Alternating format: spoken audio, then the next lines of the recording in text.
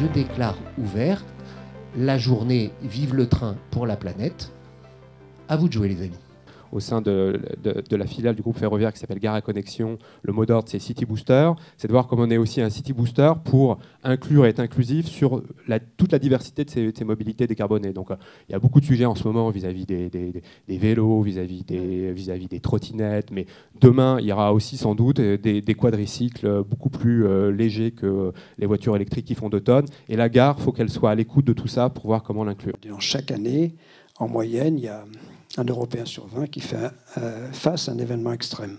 Un réchauffement de 3 degrés, disons, dans la deuxième partie de ce siècle, qui est malheureusement toujours envisageable, eh bien, ce serait 2 Européens sur 3 qui feraient face à un événement extrême. J'ai bien compris le message de la SNCF, hein, c'est la mobilité en général, bien sûr, qui doit jouer un rôle important dans ces objectifs de lutte contre le réchauffement climatique, aussi bien au niveau français, européen et bien sûr mondial. De ne pas avoir accès à l'emploi, à la mobilité, ça pose vraiment un problème d'accès à l'emploi.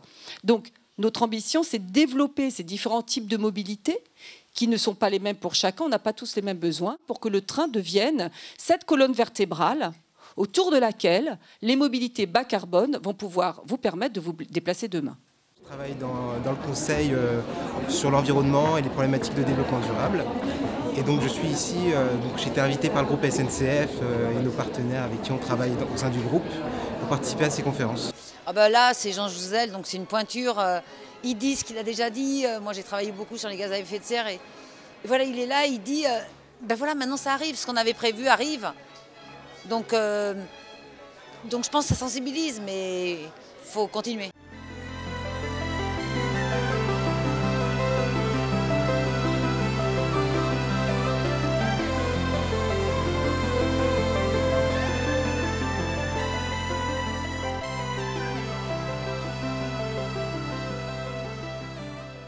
On récupère les différents matériaux déposés de la voie, c'est-à-dire le rail, l'ancien rail va être refondu en aciérie pour recréer de l'acier recyclé. Les traverses béton vont être concassées et repartir en sous-couche routière ou même en bloc de béton pour le BTP.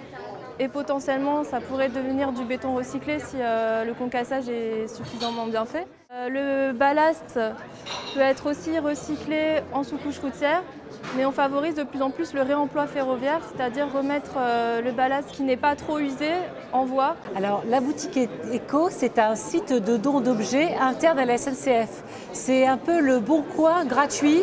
On donne du matériel qui n'est plus utilisé, mais qui n'est pas encore un déchet.